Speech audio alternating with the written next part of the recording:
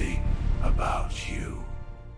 We are an ancient, highly developed civilization. For thousands of years, we have been watching you. And today, yet another story about you. Like before, it will not be pleasant. You call yourselves the crown of nature. You write thick books about morality, build temples, pass laws, debate good and evil. But when we observe you, it all comes down to something simple. The animals you call lower behave with more kindness than you, without any code, oath, or declaration. A dog sits by the doorway of a house. Its owner left in the morning, but it is still waiting. Hours pass, people walk by, yet it remains. It asks for nothing, not money, not fame, not status. It waits because loyalty is natural to it. A man in that same city attacks a passerby for a wallet. He takes a few bills and beats someone weaker. He has laws, religion, moral values, but none of that stops him from cruelty. You like to talk about animal instincts. But it was precisely your animal instincts that made you human. Care for offspring, helping each other in the pack, collective hunting. All of this remains with your younger brothers. Only in your case did it degenerate into wars, genocides, and credit contracts. Sparrows feed their chicks. Tiny beaks open. Parents bring food again and again. They spend all their time and energy so the young can survive. Meanwhile, a TV inside a human home tells the story of parents abandoning a child to an orphanage because of poverty, or killing for an inheritance. Animals don't write oaths of love. They simply act. You take pride in the word humanism, but your wars have claimed millions of lives. Your history is a chain of killings, slavery, torture, and you justified it all with beautiful words. Animals don't invent ideologies. They don't kill each other for the true God or the Holy Land. We have seen an elephant gently touch the bones of its dead kin. It stands silently beside them, as if saying farewell. It has no philosophy, no religion, but it has compassion. Now imagine a man passing by a dying homeless person. He turns away. He has philosophy, religion, books on morality, but he has no time. You like to place yourselves above animals because you have intelligence. But it is precisely your intelligence that made you cruel. You invented weapons of mass destruction. You turned killing into sport, into business, into entertainment. Animals kill to eat. Humans kill to profit or for fun. You take pride in your culture, but a culture that teaches you to walk past someone else's pain is not culture. It's an excuse for weakness. Animals don't read books, but they share food. They warm each other. They protect the weak in the herd. The irony is that you are the ones who call animals less developed. But when kindness is the measure of development, your cats and dogs have already surpassed you. Animals are kinder than you, not because they have a code, but because they don't need one. You are proud of your moral systems. You have the Bible, the Quran, the Constitution, criminal codes, philosophical treatises. But to us, it is laughable. Even with thousands of pages of rules, you still behave worse than beings with not a single written word. Animals follow instincts, and those instincts are often kinder than your so-called rational decisions. A mother elephant protects her calf. She will charge a lion many times stronger than herself. Why? Because her instinct is to defend the weak. A man signs an order for war. Thousands of other people's children will die on the battlefield. Why? Because his rational decision promises profit. You like to say, man is different from animals because he can sacrifice himself for ideas. We'd see the opposite. Animals sacrifice themselves for life, while humans sacrifice themselves and others for ideas that destroy life. The instincts of animals are simple: feed the young, protect the group, escape danger. And what does your morality do? It justifies slavery. It explains why some peoples must disappear. It creates laws that allow the rich to stay rich while the poor starve. Penguins take turns keeping the chick warm, so none of them freezes. They have no contracts, no family courts, no lawyers, just cooperation. Meanwhile, a man signs a law that leaves thousands homeless. He has education, lawyers, ideology, but he lacks the most basic instinct, not to kill his own. You call animals primitive, but it is precisely their primitiveness that saves them from your mistakes. They don't know greed on your scale. They don't hoard more than they need. They don't destroy their own kind for symbols. We know civilizations where morality was built on instincts, where care, empathy, respect for life were the foundation. With you, morality is built on power and control. You wrote thousands of books about goodness. Animals don't need books. They simply practice kindness. You say, we have laws. But laws exist only because you cannot trust yourselves. Animals have no laws. And yet, in a wolf pack, we see less betrayal than in your parliaments. The irony is that you use the phrase animal instincts as an insult. To us, it sounds like a compliment, because your animal instincts are far more honest than your human values. You like to say, only humans are capable of compassion. But we see thousands of examples where animals show empathy more purely and sincerely than you do. A dog abandoned by its owner. It sits at the doorway for weeks, waiting for him to return. It shares scraps of food with other strays. It doesn't blame. It waits, and it loves. A man leaves his family for new feelings, abandoning his children. He has vows, promises, moral codes. But he lacks one simple trait: loyalty. We have seen elephants mourn their dead. They return to the bones, touch them with their trunks, stand in silence. They bury their young with leaves and branches. They have no religions, no rituals, but they have grief and respect for life. Now picture this. A man organizes a mass grave for war victims. No names, no faces, just pits and shovels. You call it necessity. We call it the absence of a heart. Dolphins, they protect a swimmer from a shark, forming a living wall. They don't know his name, they will get no reward. But they act because they sense danger and choose to help. Meanwhile, a man walks past someone drowning because it's not my problem.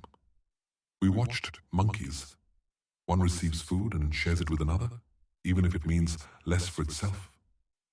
It doesn't think of contracts or agreements. It simply understands. Together, all survive. Now picture this. A man throws tons of food into landfills because that's how the market works. And nearby, children starve to death. You write books about mercy, but you have more excuses than actions. Animals don't write books. They just do. Even cats, which you call selfish, lie next to sick people, warm them with their bodies, purr to calm them.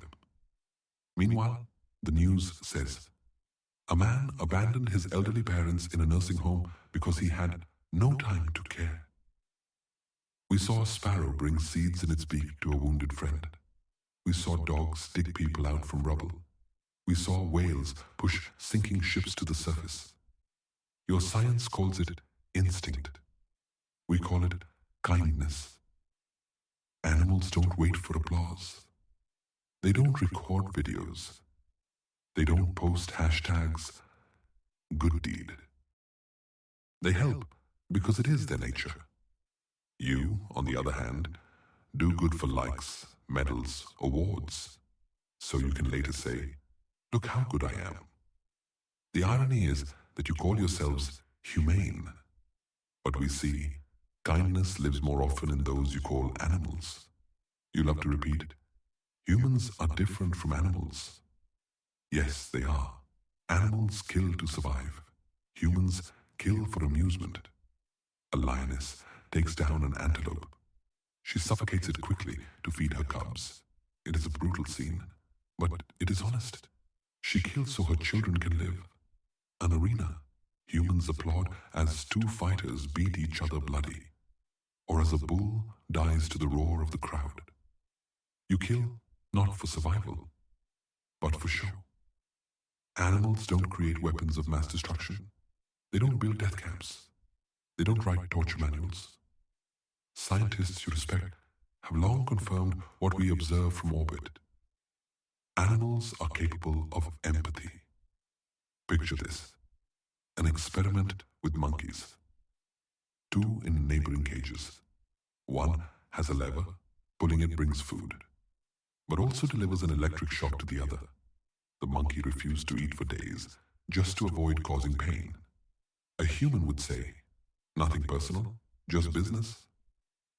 The monkey said through action, "I won't be full if someone else suffers." Picture this: rats in a lab, one trapped, the other free. The free rat learned to open the cage and release the other, even when food was nearby. It chose to save first, eat later. Now picture this: a man sits in a restaurant. Outside, a child begs for food. The man looks away and orders dessert. Dolphins call others when one is hurt. Crows warn the flock of a predator, even at the risk of drawing attention to themselves. Even mice experience stress when they hear the squeaks of others. You call this instincts. We call it what you have lost. A man sits at a desk designing a bomb that can kill thousands with the push of a button. He is educated, intelligent, an engineer. His job is mass death. For it, he receives salary, bonuses, medals. You call yourselves rational, but it is precisely reason that made you cruel. Animals do not know the word genocide. You invented it. Animals do not kill for symbols. You kill for flags, for religion, for paper with numbers. A slaughterhouse. Hundreds of animals in pens. They are led down a conveyor, killed by the thousands each day. You call it humane slaughter. But the humanity is only in the word, not the deed.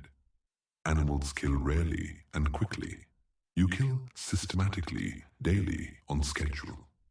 We have seen children burned alive in your history because they were unbelievers.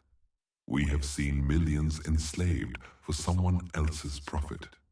We have seen torture turned into entertainment in city squares. Animals don't wage wars.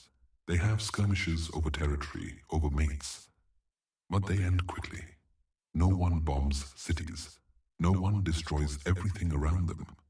You, however, glorify your great wars. You write about them in textbooks, erect monuments. To you, the death of millions is history, a laboratory. A man experiments on animals. He cuts, poisons, mutilates to test formulas. He calls it for science. Animals do nothing like this. Their cruelty is never dressed in white coats. You love to call criminals animals. But we see the opposite. The animal in you is what is most human. The monster is your reason. The part that learned to kill beautifully, massively, and with excuses. You take pride in your civilization. But it is built on violence, on blood, on slavery, on war. Even today, you exploit millions of animals and humans for cheap goods and entertainment. Animals don't build civilizations, but they have far less blood on their paws. You call animals cruel. We call them honest. You call yourselves rational. We call you dangerous. You wrote millions of pages about kindness, justice, empathy. Animals wrote not a single page, and yet they often live closer to what your philosophers only dream about. A dog finds a wounded friend on the street. It lies beside him, licks his wounds, refuses to leave until he stands.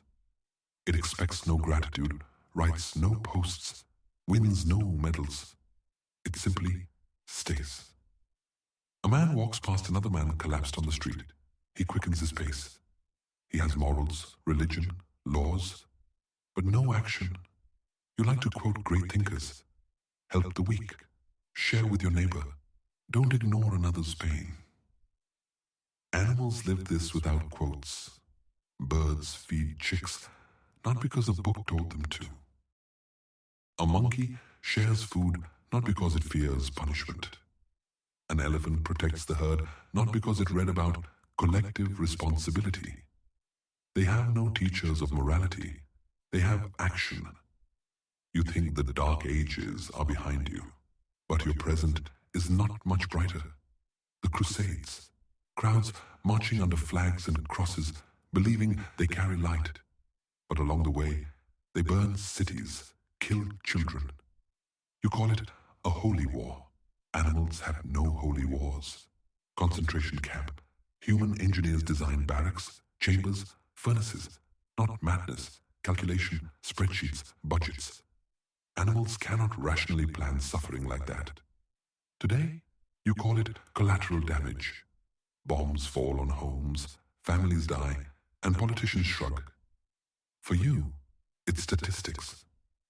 For animals, every death is a tragedy. Even in peace, you don't stop. You hold animal fights for entertainment. Dogs forced to tear each other apart, roosters spurred to fight, bulls slaughtered in arenas. Crowds applaud. Animals don't turn pain into a show. Only you. You are the only species that makes cruelty into culture. A cat sits beside a crying child. It purrs softly until he calms. It has no words to say, "I'm with you." But its act speaks louder than language. A man tells his friend, "Stay strong," and forgets about his problem the next day. You love to call yourselves rational, but it is your reason that invented excuses for inaction. I was in a hurry. It's not my business. Let someone else help. Animals have no excuses. If they see pain, they respond. We know civilizations where morality grew from observing animals, where people learned cooperation from bees, care from birds, loyalty from wolves. With you, it's the opposite. You call animal what should be respected, and you call yourselves humane, even when you act worse than beasts. Wolves hunt together. One chases, another waits. A third guards the flank. They have no commanders, no codes. But their cooperation works. Your parliament, dozens of people shouting, fighting over power. They speak of the people's good, but each thinks only of themselves. Your animals are your mirrors. They show you what you could be, but you refuse to look because the reflection shows. You are beneath those you consider beneath you. Even fish sometimes act more humanely than you. Some species take turns guarding the school. In your world, you only guard those who pay. The irony is that animals live closer to the ideals you worship. They have no morality, but they have moral behavior. You have morality, but often no morality in action. You love to repeat, "Man is the crown of nature." We look at you and see, yes, a crown of barbed wire. You pride yourselves on intelligence. You say, animals are primitive. They don't think. But it is your reason that made you the most dangerous species on the planet. A man holding a book. He reads a treatise on morality, reflects on good and evil. Minutes later, he signs an order for a military operation. Thousands will die. A lion kills an antelope, eats it, and that's the end.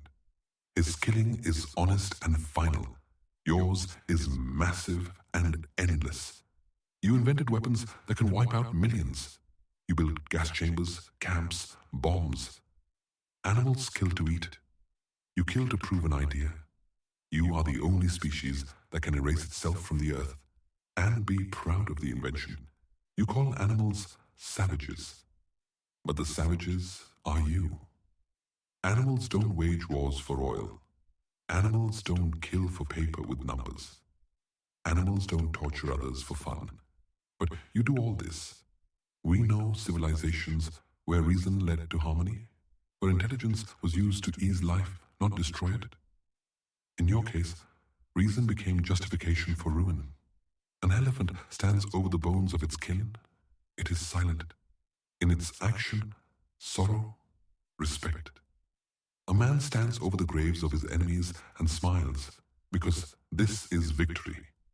Your intelligence gave you a false sense of superiority. You say, we are above animals. But if kindness is the measure, you are below. If compassion is the measure of civilization, then your cats and dogs are more civilized than you. You call yourselves the crown of nature. But nature looks at you and sees, you are its mistake.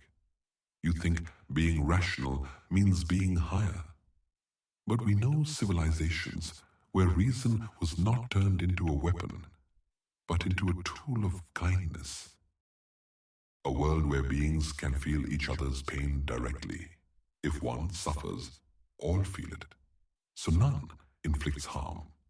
There are no laws, no prisons. They don't need them. Their instinct for empathy grew into shared morality.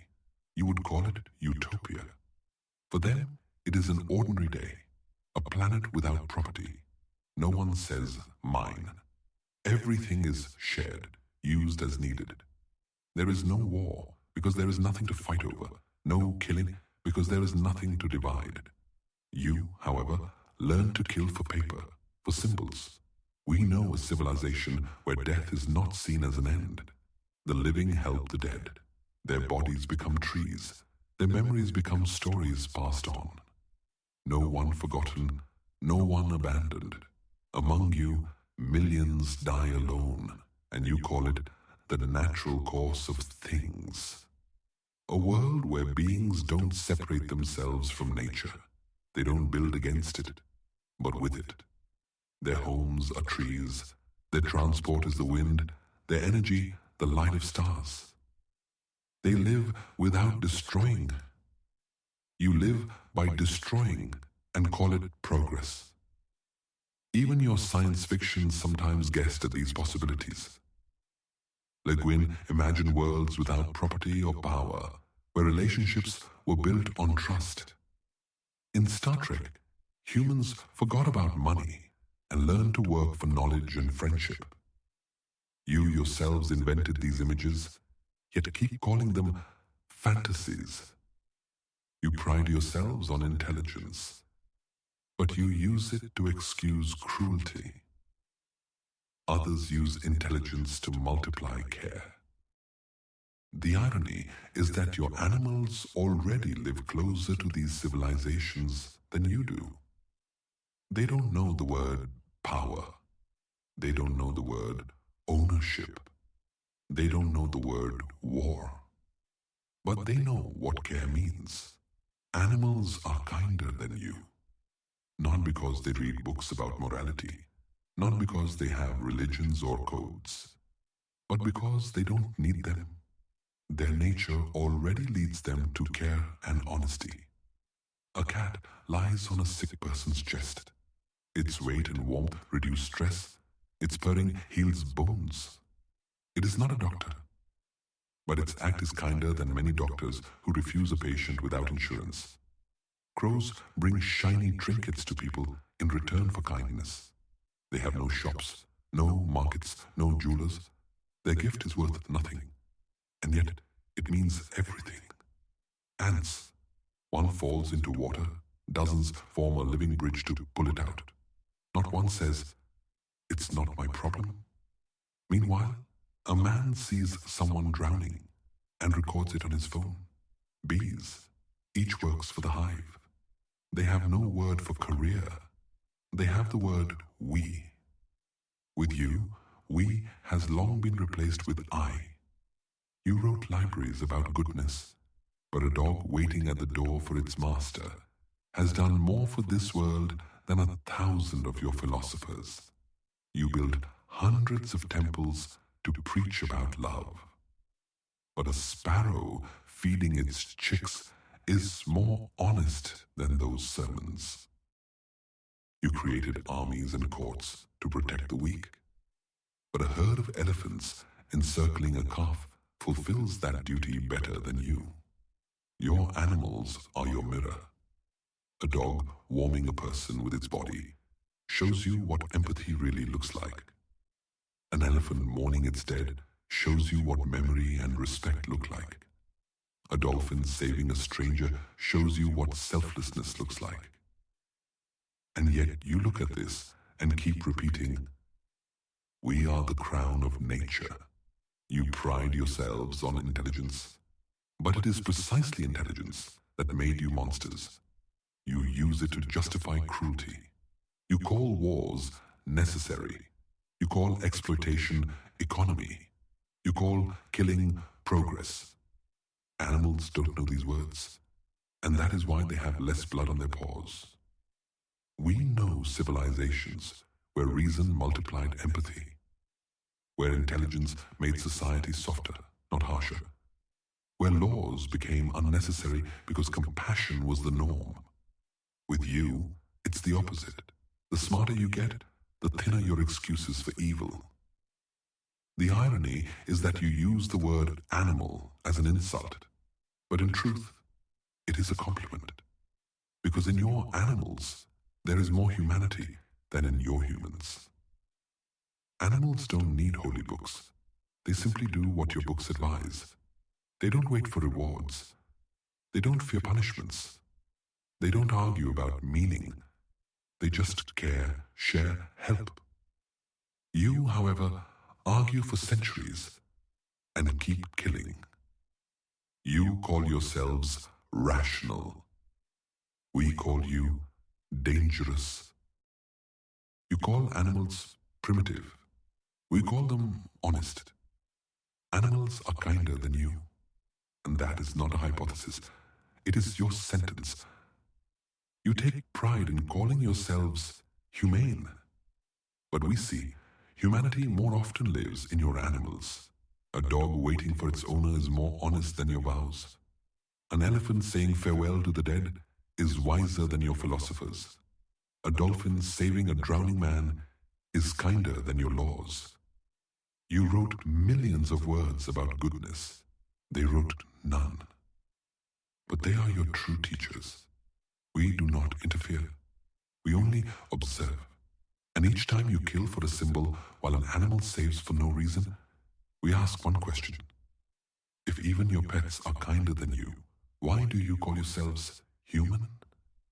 We will return, and we'll see if you ever become kinder than those you call the lesser creatures. Until next time.